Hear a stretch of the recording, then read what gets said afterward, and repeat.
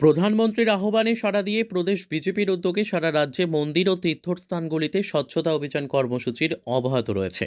চলতি বছরের 22শে জানুয়ারি রামলালার প্রাণ প্রতিষ্ঠা করা হবে অযোধ্যার রাম মন্দিরে। এর আগে 14ই জানুয়ারি মকর সংক্রান্তির দিন থেকে 22শে জানুয়ারি পর্যন্ত দেশব্যাপী সমস্ত মন্দিরে শুরু হয়েছে পরিচ্ছন্নতা অভিযান। নিজে ঝাড়ু হাতে নিয়ে স্বচ্ছ ভারত অভিযানকে দেশের বৃহত্তম গণ আন্দোলনে পরিণত করার আহ্বান জানিয়েছেন প্রধানমন্ত্রী নরেন্দ্র মোদী। সেই স্বচ্ছ ভারত মিশনের অংশ হিসেবে রাজধানীর শিবনগরস্থিত রামঠাকুর সেবা আশ্রমে আয়োজিত স্বচ্ছতা অভিযানে মঙ্গলবার অংশ নেন ভারতীয় জনতা পার্টির প্রদেশ সভাপতি রাজীব ভট্টাচার্য। ভারতীয় জনতা পার্টির বনমালীপুর মণ্ডলের উদ্যোগে আয়োজিত এই দিনের কর্মসূচিতে উপস্থিত ছিলেন 9 নম্বর বনমালীপুর মণ্ডলের সভাপতি চন্দ্রশেখর দেব। দেশের সমস্ত ধর্মীয় প্রতিষ্ঠানে বিভিন্ন সামাজিক কর্মসূচি পালনের যে সিদ্ধান্ত নিয়েছে ভারতীয় জনতা পার্টির কেন্দ্রীয় কমিটি, তারই অঙ্গ হিসেবে এদিন স্বচ্ছ ভারত অভিযানের আয়োজন করা হয়েছিল বলে জানিয়েছেন প্রদেশ বিজেপি সভাপতি রাজীব ভট্টাচার্য। আগামী 22শে জানুয়ারি আমাদের অযোধ্যায় রামলালার প্রাণ প্রতিষ্ঠা হতে চলছে।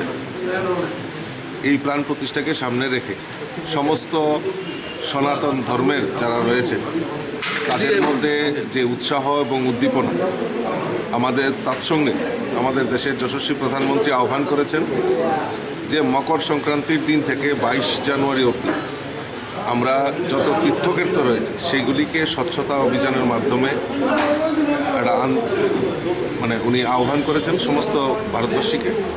তারই অঙ্গ হিসাবে আমরা ভারতীয় জনতা পার্টির ত্রিপুরা প্রদেশ কমিটির তরফ থেকেও আমরা বিভিন্ন যে তীর্থস্থানগুলি রয়েছে ত্রিপুরা, সমস্ত কার্যকর্তাদের কাছে আহ্বান রাখা হয়েছে এবং সাধারণ নাগরিকদের কাছে আহ্বান রাখা হয়েছিল যে আমরা এই যে আমাদের তীর্থক্ষেত্রগুলিকে স্বচ্ছতা অভিযান চালানোর জন্য তারই অঙ্গ হিসাবে আজকে বনমালীপুর স্থিত আমাদের যে রাম ঠাকুর সেবা মন্দির রয়েছে সেখানে আমরা সাফাই অভিযান আমরা মণ্ডলের তরফ থেকে সেখানে রাখা হয়েছে এবং বিভিন্ন জায়গায় আমাদের কার্যকর্তা থেকে শুরু করে সমস্ত সাধারণ নাগরিকরাও আজকে এই তীর্থক্ষেত্র সাফাই অভিযানে অংশগ্রহণ করছেন, সামিল হচ্ছেন এবং এই মানুষের যে উৎসাহ উদ্দীপনা এই রামলালার মন্দিরকে উদ্বোধন নিয়ে, রামলালার প্রাণ প্রতিষ্ঠাকে নিয়ে যে মানুষের মধ্যে যে উৎসাহ উদ্দীপনা, এটা একটা আমাদের কাছে আমাদের সনাতন ধর্ম যারা রক্ষা করেন, সনাতন ধর্ম বিশ্বাস করেন, তাদের প্রত্যেকের কাছে একটা গর্বের বিষয়।